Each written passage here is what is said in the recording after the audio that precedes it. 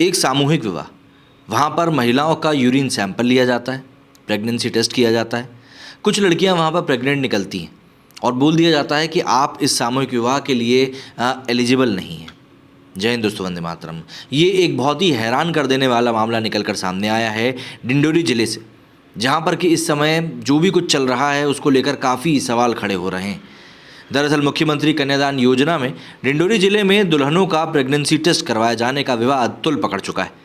अफसर भले ही इस बात के ऊपर तर्क दे रहे हैं कि विवाह से पहले सिकल सेल एनीमिया की जांच कराई गई थी, लेकिन महिलाओं ने ये कहकर उनकी नीयत पर सवाल खड़े कर दिए कि यूरिन से कैसे सिकल सेल की जांच होती है। एनीमिया की जांच के लिए तो खून का ही सैंपल लिया जाता है। फिर कन्यादान योजना में शादी के लिए यूरिन से कौन सी जाँच की गई? यूरिन से तो प्रेगनेंसी की जाँच की जाती है। इतना ही नहीं, प्रेगनेंसी रिपोर्ट पॉजिटिव मिलने पर इन दुल्हनों को उस समय इस बात की जानकारी भी नहीं दी गई। विवाह की तय तारीख पर जब ये मंडप में पहुंची तो उन्हें बताया गया कि आप प्रेग्नेंट हैं, इसलिए मुख्यमंत्री कन्यादान विवाह योजना के तहत आपका विवाह नहीं हो सकता। सिकल सेल एनीमिया खून की कमी से संबंधित एक बीमारी है, लेकिन इस समय जिन लड़कियों को ये खबर दी गई कि भैया आप प्रेग्नेंट हैं, आप ज़रा ये सोचिए कि उन लड़कियों का समाज में अब क्या होगा। अगर उनकी शादियाँ टूट गई तो क्या सरकार इस बात की जिम्मेदारी लेगी? बच्चर गांव पंचायत की जिन 6 लड़कियों का प्रेगनेंसी टेस्ट हुआ, वहां की सरपंच मेदनी मरावी कहती हैं कि मुझे शर्म आती है ऐसे सिस्टम पर। मुझे बताया गया कि लड़कियों से फॉर्म भरवाने के बाद स्वास्थ्य जांच के लिए उनसे डिस्पोजल में यूरिन के सैंपल मांगे गए। जो अफसर ये कह रहे हैं कि एनीमिया और सिकल सेल की जांच करा रहे थे, वे ये क्यों नहीं बताते कि यूरिन से कैसे इसकी जाँच हो सकती है? किसके कहने पर लड़कियों के यूरिन सैंपल लिए गए? उनकी मर्यादा भंग करी गई। जिन लड़कियों को भरे मंडप में ये बताया गया कि वे प्रेग्नेंट हैं, उनके अपमान का हक उन्हें किसने दिया? सरपंच मेदनी को बताया कि अफसर ये कह रहे हैं कि जिनके आवेदन खारिज किए गए हैं वे शादीशुदा थीं। इस पर सरपंच ने कहा कि ये बिल्कुल झूठ है। शादीशुदा होते तो वे दोबारा शादी के लिए आखिर आवेदन क्यों करते? हालांकि मेदनी ने यह ज़रूर माना कि ऐसा हो सकता है कि ये लड़कियाँ शादी से पहले प्रेम के रिश्ते में रही होंगी, लेकिन शादीशुदा होने की बात बेबुनियाद है। शनिवार को डिंडोरी जिले के गाड़ासराई कस्बे में मुख्यमंत्री कन्यादान योजना के तहत सामूहिक विवाह का आयोजन किया गया था। इसमें आखिरी मौके पर कई सारी दुल्हनों को ये कहकर अपात्र बता दिया गया कि उनका प्रेगनेंसी टेस्ट पॉजिटिव आया है। इसके बाद ये विवाद लगातार बढ़ता जा रहा है। पूर्व मुख्यमंत्री कमलनाथ ने भी इस पर सवाल खड़े किए हैं। प्रेगनेंसी टेस्ट में पॉजिटिव मिली एक दुल्हन व उनके होने वाले पति ने बताया कि वे दोनों एक दूसरे से प्रेम करते हैं। मुख्यमंत्री विवाह योजना के तहत विवाह के लिए उन्होंने आवेदन किया था। श्यामवती का मेडिकल टेस्ट भी हुआ था। तब हमें कहा गया था कि शादी की तैयारी करो। जब मंडप में पहुंचे तो हमारा यहाँ लिस्ट में नाम ही नहीं था। ऐसी दूसरी लड़की ने बताया कि उनकी मर्यादा को भंग किया जा रहा है। हमें तब क्यों नहीं बताया गया कि हम प्रेग्नेंट हैं? ऐसे यहाँ बुलाकर सबके सामने हमें बेइज्जत क्यों किया गया? सामाजिक मर्यादा के तहत दुल्हनों का नाम तो यहाँ पर नहीं बता सकता, लेकिन सीधी सी बात है, काफ़ी ज़्यादा गलत चीज़ यहाँ पर हुई। एक सवाल अब ये उठता है कि अगर इन लड़कियों की शादी टूटती है तो आखिर जिम्मेवार कौन होगा? जिन 2 लड़कियों के प्रेग्नेंट होने की बात कही जा रही है वे दोनों ही एक ही गांव से आती हैं। इनके गांव की सरपंच कहती हैं कि जिन लड़कियों का रिश्ता पक्का हो गया है उनकी प्रेगनेंसी की रिपोर्ट सार्वजनिक की जा रही है। ससुराल वालों को पता चलेगा तो क्या वे इन लड़कियों से रिश्ता करेंगे?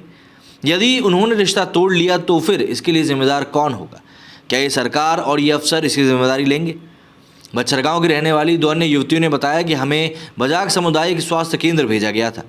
वहाँ हमारा प्रेगनेंसी टेस्ट कराया गया।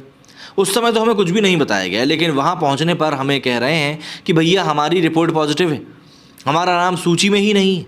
इस बारे में हमें बताया नहीं गया। हम जब यहाँ पहुँचे तो हमसे कहा गया कि आपका नाम सूची में नहीं है, आपको अपात्र कर दिया गया है। युवतियों ने बताया कि ये अफसरों की गलती है।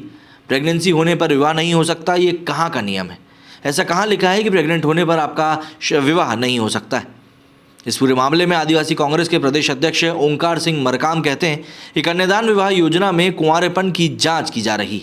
सरकार को ये साफ करना चाहिए कि सरकारी कागजों में कुंवारे होने से क्या मापदंड होते हैं। जिस तरह से प्रेगनेंसी टेस्ट की पॉजिटिव रिपोर्ट के आधार पर आवेदन खारिज किए जा रहे हैं, ये तो स्त्री का अपमान है, उनकी निजता के अधिकार का हनन है। मरकाम कहते हैं कि यदि मुख्यमंत्री विवाह योजना में इस तरह के प्रेगनेंसी टेस्ट कराए जाने का प्रावधान है तो उसे सरकार को सार्वजनिक करना चाहिए, लेकिन इस तरह से उन्हें अपात्र बताया जाना उनकी गरिमा और मर्यादा के खिलाफ है। ये सिर्फ विवाह योजना का मसला नहीं है, बल्कि स्त्री समाज का अपमान है। भाजपा इस तरह से लोगों का चरित्र हनन कर रही है, हम इसके खिलाफ आंदोलन करेंगे। हालांकि भाजपा के जिला अध्यक्ष अवधराज बिलैया कहते हैं कि मुख्यमंत्री कन्यादान योजना में बच्ची की फिटनेस का टेस्ट होता है। यहाँ बच्चियों में खून की कमी मतलब एनीमिया की समस्या होती है।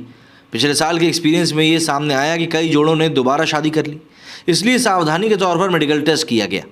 इस बार योजना के आवेदकों के मेडिकल टेस्ट के दौरान जो लड़कियां प्रेग्नेंट मिली उन्हें शादीशुदा मानकर योजना के लिए पात्र नहीं माना गया। हालांकि वे इस मसले को बेटियों की अस्मिता से जोड़कर नहीं देखते। बजाग जनपद के सीईओ मुंशी लाल ध्रुवे कहते हैं कि वैसे तो उन दिनों अवकाश पर थे, लेकिन ये प्रकरण उनकी जानकारी में है। ध्रुवे कहते हैं कि जिन महिलाओं ने पीरियड्स नहीं आने की बात कही है उनके यूरिन सैंपल लिए गए थे। उन्होंने यही बताया कि वे शादीशुदा हैं, इसी आधार पर उनको अपात्र घोषित किया गया।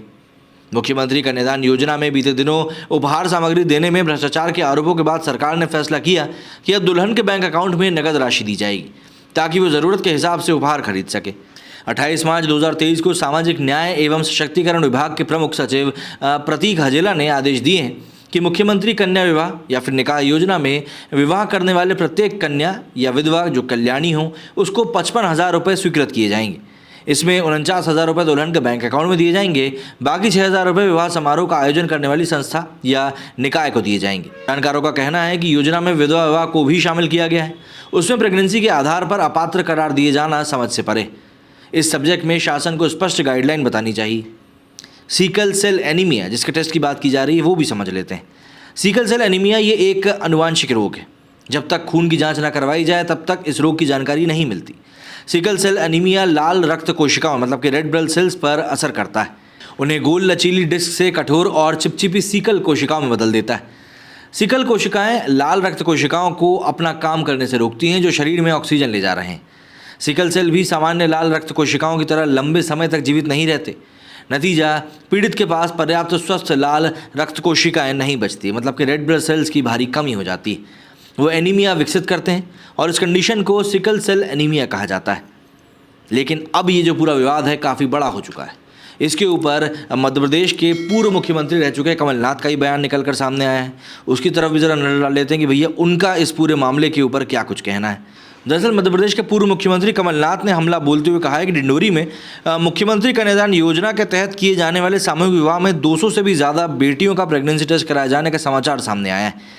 मैं मुख्यमंत्री से जानना चाहता हूं कि क्या ये समाचार सत्य है। यदि ये समाचार सत्य है तो मध्य प्रदेश की बेटियों का ऐसा घोर अपमान किसके आदेश पर किया गया? क्या मुख्यमंत्री की निगाह में गरीब और आदिवासी समुदाय की बेटियों को कोई मान मर्यादा नहीं? शिवराज सरकार के मध्य प्रदेश पहले ही महिलाओं के साथ दुर्व्यवहार के मामले में देश में अव्वल है। मैं मुख्यमंत्री से मांग करता हूं कि पूरे मामले की निष्पक्ष और उच्च स्तरीय जाँच कराएँ और दोषी व्यक्तियों को कड़ी से कड़ी सजा दें। ये मामला सिर्फ प्रेगनेंसी टेस्ट का नहीं है बल्कि समस्त स्त्री जाति के प्रति दुर्भावनापूर्ण दृष्टिकोण का भी है।